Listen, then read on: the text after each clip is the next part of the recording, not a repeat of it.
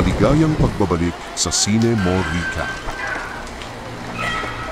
Ngayon ay ibubuod natin ang horror suspense movie na pinamagatang Bring Her Back.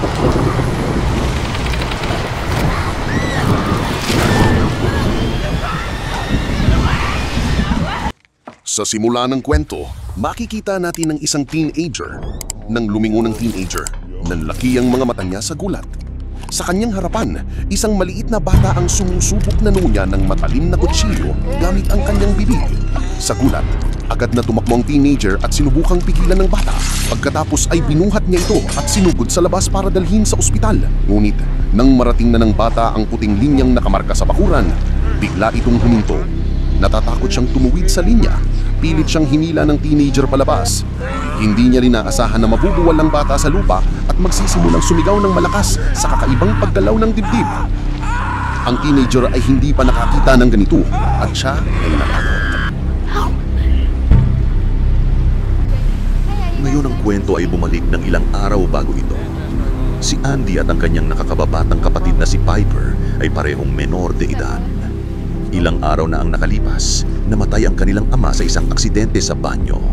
Nakahanap ang mga social worker ng foster family para sa magkapatid.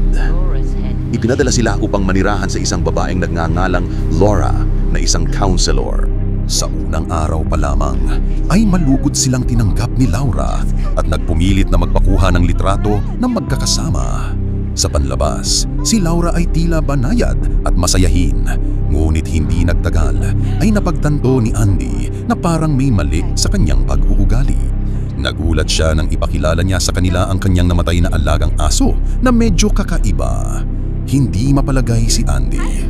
Nung araw ding iyon, binanggit ni Laura na mayroon siyang isang anak na babae na tulad ni Piper ay bulag mula sa kapamanakan, ngunit siya ay nalunod sa isang aksidente. Noon lang, nakatanggap si Laura ng tawag sa telepono at sinabihan silang mag-ikot muna sa bahay. Nang pumunta sina Andy at Piper sa hardin, nakita nila ang isang maliit na batang lalaki na nagngangalang Oliver na nakatayo sa isang bakanting swimming pool na may hawak na pusa sa kanyang kandungan. Mahigpit ang pagkakayakap niya sa pusa na parang wala siyang balak pakawalan ito. Hindi nagtagal, dumating doon si Laura at dinampot ang pusa sa kanyang mga kamay. Sa paglingon ni Oliver, may malaking pulang marka sa ilalim ng kanyang mata at nanatili ang titig nito kay Piper na parabang may nakita siyang kakaiba sa kanya. Ang totoo ay adopted child din si Oliver ni Laura, pero kakaiba siya. Hindi siya nakikipag-usap kahit kanino. Si Piper, na likas na palakaibigan, ay gustong makipagkaibigan kay Oliver. Tinanong niya si Laura kung ano ang hitsura ni Oliver. Sinabi ni Laura na siya ay may pulang kulot na buhok at napaka-cute na bata. Ngunit hindi maintindihan ni Andy kung bakit nagsisinungaling si Laura. Baka gusto niyang lumikha ng magandang imahe ni Oliver sa isip ni Piper. Pagkatapos ay ipinakita ni Laura sa magkapatid ang kanilang mga silid. Ibinigay kay Piper ang silid na dating pag-aari ng namatay na anak ni Laura. At si Andy ay binigyan ng isang maliit na silid sa tabi nito. Nagsimulang kausapin ni Andy ang isa niyang kaibigan sa telepono. Ngunit hindi niya alam na nakatayo si Laura sa labas ng pinto at nakikinig sa lahat. Ilang sandali pa nang i-end ni Andy ang tawag at nagsimulang makipag-usap kay Piper, biglang kinuha ni Laura ang telepono ni Andy at sinimulang basahin ang kanyang mga mensahe. Hindi ito nagustuhan ni Andy. Tahimik niyang sinimulan ang paglayo kay Laura. Noong gabing iyon, pinaupo ni Laura si Oliver mag-isa at ipinakita sa kanya ang isang lumang videotape na nagtatampok ng kakaibang ritual. Sa kabilang banda, hindi makatulog si Andy na hindi na komportable sa bagong kapaligiran ito. Nagsimula siyang tumingin sa labas ng bintana. Nakita niya sina Laura at Oliver na papunta sa isang storage room sa hating gabi. Hindi maintindihan ni Andy ang ginagawa nila sa gabing iyon. Kinaumagahan pagkagising ni Andy, nakaramdam siya ng hiya sa sarili. Hindi niya maintindihan kung paano niya nabasa ang kama sa ganitong edad. Pagpunta niya sa banyo, narinig niya ang lagaslas ng tubig na nagpaalala sa kanya ng eksena ng pagkamatay ng kanyang ama. Makalipas ang ilang araw, naganap ang libing ng ama ni na Andy at Piper. Ngunit walang ni isang luha sa mga mata ni Andy ni anumang emosyon sa kanyang mukha. Ni minsan ay hindi niya tinignan ng kanyang ama. Napansin ito ni Laura. Pagkatapos ng lamay, tahimik na kinuha ni Laura ang buhok ng kanilang ama at sinabi kay Andy na ang huling paalam ay dapat magmula sa puso. Noon napagtanto ni Viper na wala ng respeto si Andy sa kanilang ama at medyo nagalit ito sa kanya. Pilit na sinabihan ni Laura si Andy na halikan ang noo ng kanyang ama bilang huling paalam. Ngunit tumanggi lang si Andy. Lingid sa kanila, sa bahay, binasag ni Oliver ang salamin para makalabas. Gusto niyang pumasok sa bodega, pero naglaway nang makita ang mga buhay na manok. Sa kanilang pagbabalik dahil nakikita silang seryosong dalawa, sinabi ni Laura, kapag may namatay, mahalagang ipagdiwang ang kapayapaan pagkatapos ng kanilang pag-alis. Kung hindi, ang kalungkutan ay mabubulok sa loob. Pagkatapos nito, nag-ayos si Laura ng isang maliit na pagdiwang para sa kanilang tatlo. Hindi nagtagal, nakatulog si Piper na lasing sa sopa. Sa ilalim ng impluensya ng alak, nagsimulang mag-usap ng mas malalim sina Andy at Laura at ibinahagi kung ano ang nasa kanilang mga puso. Sinabi ni Laura na pagkatapos mawala ang kanyang anak na babae, parang namatay na din ang sarili niya at maaari niyang isuko ang lahat kung may tatawag lamang sa kanyang ina. Nagbukas din si Andy tungkol sa kanyang nakaraan na isiniwalat na sinaktan siya ng kanyang ama. Kaya naman nang mamatay ang kanyang ama sa aksidente, gumaan ang pakiramdam ni Andy kaysa malungkot. Nakatulog si Andy, pero may kakaibang ginawa si Laura. Umihi siya sa isang lalagyan at ibinuhos kay Andy. Biglang nakita ni Laura na tangay ulit ni Oliver ang pusa. Pinaliguan niya si Oliver at sinabing magtiis pa ng gutom at kung siya ba ay nasa loob ng bata. Biglang tumulo ang gripo. Sa salamin, makikita na nagbago si Oliver at napasag ito. Nang nagising si Andy sa umaga, inisip niyang nabasa na naman niya ang kama at napuno ng hiya. Sa baba, sa washing area, naglalabas sina Laura at Piper. Nang malaman ito ni Piper, humagalpak siya ng tawa. Nang marinig ito ni Andy, ay mas nakaramdam ng hiya. Tahimik siyang umalis para maligo. Ngunit habang naliligo, naalala niya ang tagpo ng pagkamatay ng kanyang ama. Dahil nabalisa sa mga iniisip na ito, lumabas siya sa hardin at doon nagsimulang maligo. Sa sandaling iyon, nakita niya si Oliver na sumilip sa isang bintana sa itaas, nang huhuli ng langaw at diretsong inilagay sa kanyang bibig. Ngungunguya. Kinilabutan si Andy. Pakilamdam niya ay may mali kay Oliver. Kaya nang umalis si Laura at Piper, pumunta siya upang tingnan ang silid ni Oliver. Nakalock ang pinto, kaya pilit itong binuksan ni Andy gamit ang kutsilyo. Dinala niya si Oliver sa kusina at nagsimulang maghiwa ng mga prutas para sa kanya. Ngunit nang lumingon siya, nakita niya si Oliver na sinusubukang nguyain ang parehong kutsilyo. Isang nakakatakot na tanawin. Takot na takot si Andy. Uwi sina Laura at Piper. Sinaway ni Laura si Andy. Malaking pagkakaamali daw ang paghatid kay Oliver sa labas. Bumulik silang lahat sa loob. Nanginginig pa si Andy dahil puno ng dugo ang kutsilyo. Agad na dinala ni Laura si Oliver sa kanyang silid at nagsimulang mag-play ng isang lumang videotape upang makaabala sa kanya sa anuang ingay sa labas. Nilakasan niya ang volume ng speaker. Ang tape ay nagpapakita ng recording ng ilang misteryosong ritual. Pagkatapos ay pinaupo ni Laura si Oliver sa sahig, gumuhit ng ilang pabilog na simbolo sa kanyang noo at nagsimulang bumulong-bulong na parang umaawit ng ilang mantra. Maya-maya, kumalma si Oliver. Nakatayo sa labas, iniisip ni Andy na dapat dalhin si Oliver sa isang ospital. Ngunit sa sandaling iyon, sumigaw si Laura. Sinabi na bawal ang pagpasok sa silid ni Oliver o paglabas sa kanya ng walang pahintulot. Tahimik na umatras si Andy, ngunit bulag si Piper. Hindi siya pinaghinalaan ni Laura. Maya-maya kinuha ni Laura ang balit ng buhok na ninakaw niya sa ama ni Andy at inilagay sa bibig ni Oliver at kinain. Samantala, sinusubukan pa rin ni Andy na makabawi sa kanyang takot. Nag-ipon na siya ng lakas ng loob na bumalik sa banyo para maligo. Gulit pagpasok pa lang niya, muli siyang nakakita ng nakakatakot na mga pangitain. Napasigaw siya. At nang magkamalay siya, natagpuan niya ang kanyang sarili na nakahiga sa isang patient's bed. Habang nakahiga na walang malay, nagkaroon ng hallucination si Andy. Pakiramdam niya ay sinasabi sa kanya ng espiritu ng kanyang ama na papatayin si Piper sa tag-ulan. Labis na natakot si Andy at nagsimulang pumignas, ngunit pinigilan siya ng isang doktor sa ospital at binigyan siya ng sedative injection. Samantala, nagsimula na ang mga pag-uulan na matagal nang inaantay ni Laura. Ano kaya ang dahilan? Maya-maya, dumating si Laura sa ospital para bisitahin si Andy. Pinakiusapan siya ni Piper na magdala ng body spray para kay Andy, para ma-refresh siya. Paulit-ulit na sinabi ni Andy kay Laura, huwag hayaang lumabas si Piper sa tag-ulan. Tumango si Laura bilang pagsang-ayon, ngunit pagdating nila sa bahay, sinabi niya kay Piper, magsaya tayo sa ulan. Nang tumingin si Laura kay Piper, naalala niya ang kanyang namatay na anak na babae. Pumasok siya sa kanyang silid at inilabas ang lumang purple na sweater ng kanyang anak at isinuot kay Piper. Pagkatapos, sa pamamagitan ng mga galaw, tinanong niya, "Ano ang mararamdaman mo kung mananatili ka rito sa piling ko magpakailanman?" Sa totoo lang, sa loob ng 3 buwan, magiging 18 na si Andy at legal na niyang mapangangalagaan si Piper. Nagustuhan ni Piper si Laura, ngunit gusto niyang manatili kay Andy. Natigilan si Laura sa narinig, ngunit pinilit niya ang isang peking ngiti sa kanyang mukha at sinabing, "Okay, kung ano ang nararamdaman mo ay tama." Pagkatapos nun, dinala ni Laura si Piper malapit sa isang lumang freezer at sinabihan siyang hawakan ng mga bagay sa loob. Walang ideya si Piper na itinago ni Laura ang bangkay ng kanyang anak sa freezer na iyon at sinabing karne lang iyon. Makalipas ang ilang araw, iniuwi ni Laura si Andy mula sa ospital. Pagpasok pa lang niya ay napansin niyang natatakpan ng basang putik ang tsinelas ni Piper. Napagtanto niyang tuluyan ng hindi pinansin ni Laura ang sinabi nito. Unti-unting naghinala si Andy kay Laura. Naalala niya na di siya mahal ng kanyang ama at parang tinataboy siya ni Laura.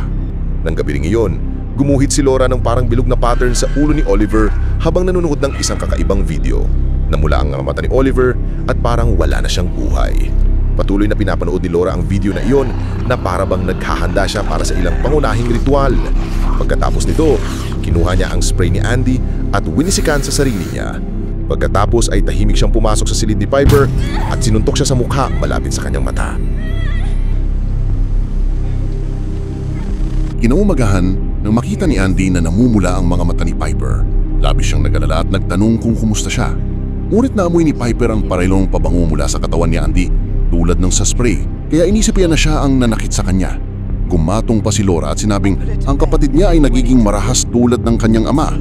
Nagsimulang maniwala si Piper na baka si Andy ay nagiging pareo ng kanyang ama. Pagkatapos ay sinabi rin ni Laura sa kanya na hindi na maaaring isama ni Andy si Piper kahit na siya ay 18 taong gulang. Maling inakusahan niya si Andy ng droga at sinabing maaari siyang maging marahas anumang oras. Si Andy ay tahimik na nakikinig sa lahat ng ito. Ngulit pagkatapos ay napatingin siya kay Oliver na nakatayo sa labas. Nakatitig siya sa kawalan, hindi kumikibo sa buhos ng ulan. Sinubukan ni Andy na kunan ng kamera ang eksena, ngunit inago ni Laura ang kanyang telepono at binasag ito sa sahig.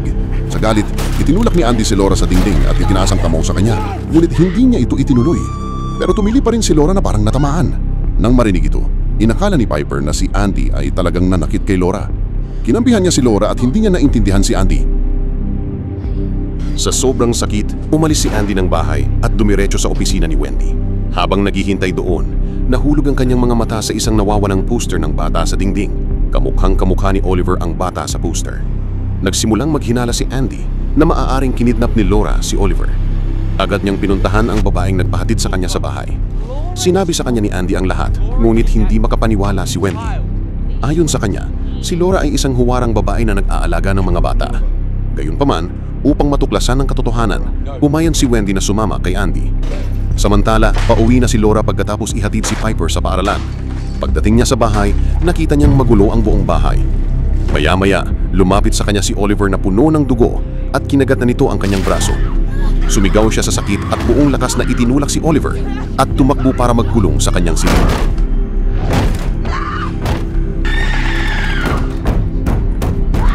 Sa labas, sinimula ni Oliver kainin ang lahat ng bagay na parang gutom na hayop at minuya ang kahoy na mesa. Kinain din niya ang sarili niyang braso. Sa loob ng silid, ginamot ni Laura ang kanyang mga sugat. Pagkatapos ay tumingin siya sa labas ng bintana para maabala si Oliver at nagsimulang gumuhit ng mga bilog sa salamin. Kakatuwang ito ay gumana at biglang kumalma si Oliver. Pagkatapos nito, umalis si Laura kasama si Oliver patungo sa isang lihim na bodega. Samantala, papunta sina Andy at Wendy sa bahay ni Laura. Habang nasa daan, tinawagan ni Andy si Piper para bigyan ng babala, ngunit ang sumagot ng telepono ay si Laura mismo. Agad niyang napagtanto na papunta na pala si Wendy at walang dapat magduda. Mabilis niyang sinimula ng paglilinis ng buong bahay at ginawang maayos ang lahat. Pagdating ni Wendy at Andy sa bahay, lumapit si Laura sa pinto na nakatapis ng tuwalya na parang kalabas lang ng shower. Pero sa totoo lang, ginamit ni ito para itago ang mga mantsang dugo sa katawan niya. Samantala, sa paglalakad niya, nahulog ang poster ng bata at makikita sa daan ang mga nilapang manok. Tahimik na tinungo ni Andy ang shed at sinira ang lock para makapasok. Ang nakita niya ay walang kulang sa isang pangungot. Mabangis na kinakain ni Oliver ang bangkay ng patay na anak ni Laura. malakas na sumigaw si Andy at tinawag si Wendy. Habang papunta si Wendy sa direksyong iyon, sinubukan siyang pigilan ni Laura at sinabing aksidente lang yun at huwag kang tumingin. Ngulit, lalo lamang nitong pinaghinalaan si Wendy at pilit niyang itinabi si Laura at tumakbo patungo sa shed. Nang makita ang eksena sa shed, natigilan si Wendy. Agad siyang tumakbo kasama si Andy patungo sa sasakyan para tumawag ng pulis. Ngunit sa sandaling iyon, pinaharurot ni Laura ang kotse sa kanila ng buong bilis na sumagasa sa kanilang dalawa. Namatay si Wendy at malubhang nasugatan si Andy. Sa nangyari naging kalmado pa rin si Laura. Hinawakan niya ang ulo ni Andy at inilubog sa tubig para malunod siya. Pagkatapos, mahinahong sinundo ni Laura si Piper at iniuwi sa bahay.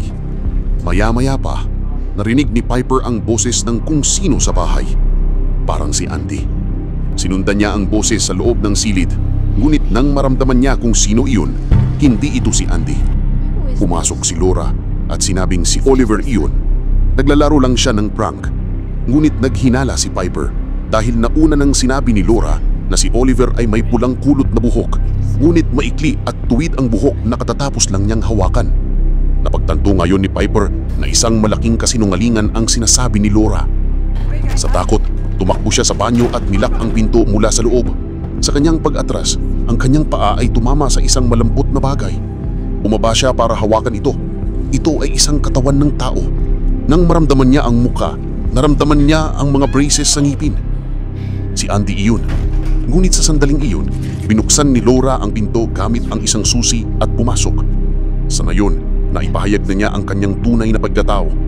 Ipinaliwanag ni Laura na nakipag-ugnayan siya sa isang anghel na nangakong bubuhayin ang kanyang namatay na anak na babae at ngayon si Piper ang magiging sidlan.